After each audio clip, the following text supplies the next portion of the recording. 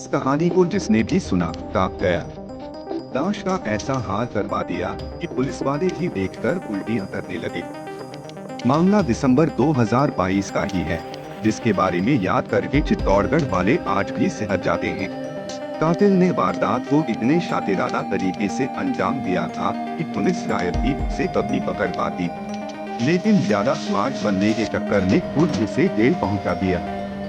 आज की जो सच्ची घटना मैं आपको सुनाने जा रहा हूँ, ये एक सच्ची घटना है। राजस्थान के चित्तौड़गढ़ में गंगरार नाम का एक कस्बा है। इस गंगरार कस्बे में एक हनुमान मंदिर है। 5 दिसंबर 2022 को इस मंदिर के पीछे एक कुएं के अंदर लोगों को एक शख्स की बिना सिर वाली लाश दिखाई दी। उन्होंने तुरंत इसकी सूचना गंगरार पुलिस को दी। बात पूरे इलाके में फैल गई और गांव के लोग एकत्र हुए। तभी गंगरार पुलिस मौके पर पहुंची। उन्होंने कुएं से शव को बाहर निकाला। बिना सिर वाली इस लाश की पहचान नहीं हो पा रही थी, फिर भी पुलिस उसकी पहचान करने की कोशिश कर रही थी। तभी उनकी नजर लाश के हाथ पर पड़ी, उसमें कुछ लिखा हुआ था। जब ये लाश मिली तब अंधेरा हो चुका था। पुलिस ने टॉर्च जलाकर उसे पढ़ने की कोशिश की।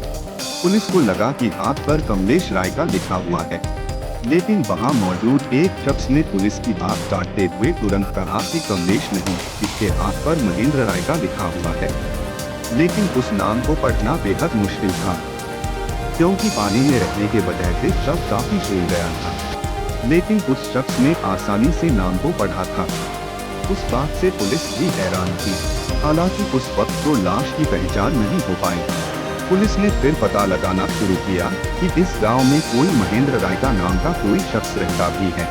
जल्द ही पता चल ही गया कि हाँ, सच में यही गांव में 23 साल का महेंद्र राय का नामक शख्स भी रहता है, जो कि कुछ दिन से लापता है। पुलिस को न जाने क्यों पर उस दिन लाश के हाथ पर लिखा नाम बताने वाले शख्स पर शक हुआ। पुलिस ने फिर इसी के साथ महेंद्र की गुमशुदगी की भी जांच शुरू कर दी। महेंद्र राय का भाटखेड़ा के गंगरार कस्बे में रहता था। वो अपनी मां आजोरिया बाई और 2 बहनों के साथ अपने मामा शांतिलाल राय का के घर रह रहा था। अब महेंद्र राय का फोन की जांच होती है, चेक किया जाता है। महेंद्र ने आखिरी बार किससे बात की थी? 21 नवंबर 2022 को महेंद्र ने आखिरी बार फोन पर अपनी सगी बहन तनु से बात हुई थी। पुलिस अब तनु से पूछताछ करती है। पूछताछ में तनु ने बताया, हाँ बात तो हुई थी, लेकिन उस समय महेंद्र चित्तौड़गढ़ में नहीं था, कुछ काम से रतलाम गया था। तनु ने इसके आगे बताया कि इसके 5 दिन बाद उसकी महेंद्र से फोन पर बात की हुई और फिर उसका फोन बंद हो गया। लाश मिलने के अगले ही दिन यानी 6 दिसंबर 2022 को कुएं की छानबीन शुरू की। छानबीन के दौरान सिर वाला हिस्सा भी मिल गया। अब सिर देखकर ये पहचान हो गई कि वाकई मरने वाला शख्स महेंद्र राय का ही था। पुलिस ने महेंद्र के परिवार से पूछताछ की, लेकिन कोई सुराग नहीं मिला। पुलिस ने उस शख्स की जांच शुरू की जिसने रात के अंधेरे में भी लाश के हाथ पर लिखे उस नाम को पढ़ लिया था। पुलिस की जांच में पता चला कि उसका नाम महावीर धोबी है। महावीर का महेंद्र के घर काफी आना जाना है। तनु का वो मुंडोला भाई था। अब पुलिस की एक टीम महावीर पर लगातार नजर रखी हुई थी। अब पुलिस ने पूछताछ के लिए महावीर को हिरासत में लिया। उससे सख्ती से पूछताछ की, तब उसने हत्या का पूरा राज उगल दिया। उसने एक कहानी बताई, ये सभी भाटखेड़ा गांव में रहते हैं, लेकिन मोहल्ला अलग अलग था। महावीर धोबियों का मोहल्ले में रहता था। पुलिस पूछताछ में महावीर धोबी ने बताया कि उसकी तनु से जान पहचान करीब 3 साल पहले हुई थी।